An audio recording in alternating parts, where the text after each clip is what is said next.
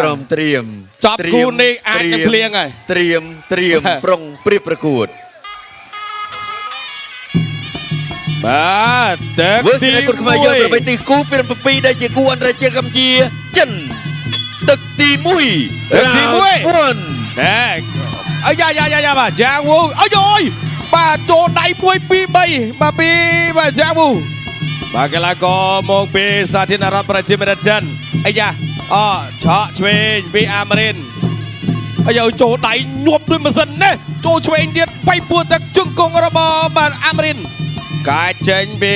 អាមេរិនលោកអញ្ញាកណ្ដាលធាក់ស្មាសិនអាមេរិនទាត់ជើងក្រោម1ទាត់ជើងក្រោម2ជើងក្រោម3អាមេរិនអត់ទាន់តទេជង្គង់របស់អាមេរិនអាយ៉ាធាក់ចេញឆក់ឆ្វេងចូលដៃ2 3ដៃរបស់អាមេរិនអាយ៉ាចូលដៃទៀតឆក់ឆ្វេងបាទនោះបៃពួរទឹកមួយទៀតអូយបានណែនបាទពីកីឡាករមកពីសាធារណរដ្ឋប្រជាមានិតចិនបាទយ៉ាងវូធាក់ចេញពីអាមេរិនចូលកញ្ចាប់ការពារបាត់ទៅហើយ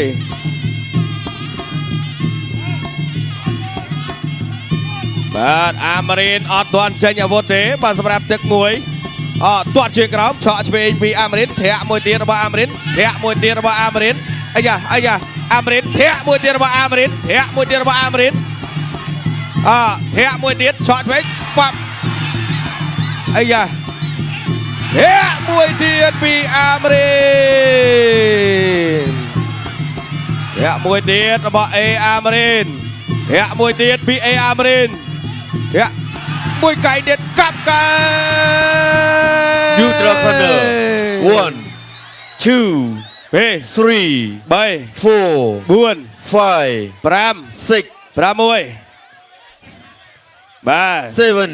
8 បាទអញ្ចឹងឥឡូវនេះបន្តការប្រកួតបន្តទៀត continue ទាត់មួយទៀតរបស់អាមេរិនធាក់មួយទៀតពីអាមេរិនធាក់មួយទៀតពីអាមេរិនជង្គង់របស់អាមេរិនបាយចោចូលហើយ2 បាទឥឡូវនេះ 5 6 7 8 9 10អូយបាទមួយជង្គង់អាមាញ់មិញបាទពី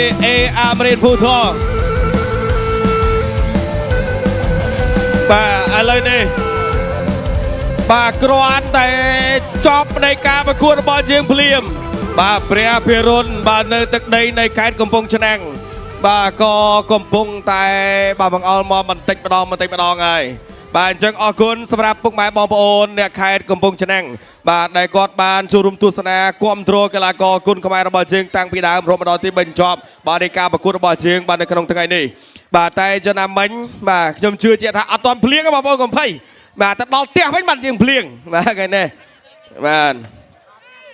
ឥឡូវយើងនៅសល់តែការប្រកាសលទ្ធផលបាទជាផ្លូវការតែប៉ុណ្ណោះ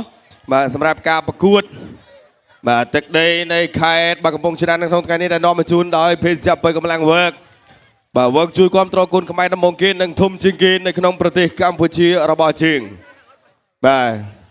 នេះធាក់មួយរបស់អាមេរិនចូលកញ្ចាប់បាទកន្លែងនេះអាមេរិនអូបាទធាក់បាទកន្លែងបាត់ជើងអរិយចូលចំបាទផ្ទៃមុខបាទកន្លែងក៏ជន់កាប់មកឯភឹងរបស់អាមេរិនបាទកន្លែងនេះនៀបវត្តកតុយពីបាទយ៉ាងវូបាទទៅឲ្យ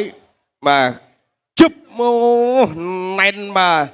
មួយជង្គង់ចុងក្រោយនេះបាទដែលផ្ដាច់បាទលោកអញ្ញាកណ្ដាលរាប់ដល់10បាទក្រវីដៃបញ្ចប់ការប្រកួតបាទអាមេរិនក៏ទទួលបានប្រាក់ឧបត្ថម្ភពីអ្នកអង្គការលៀងមេងបាទចំនួន4 លានរៀលផងដែរដែលជាការលើកទឹកចិត្តបាទប្រកួតទូនទីជូនដល់គណៈកម្មការបច្ចេកទេសប្រកាសលទ្ធផលជាផ្លូវការបាទសូមអរគុណកីឡាករបង្គោលក្រហមអាមេរិនភូថងកម្ពុជាទទួលបានជ័យជំនះដោយវាកីឡាករបង្គោលខៀវមកពី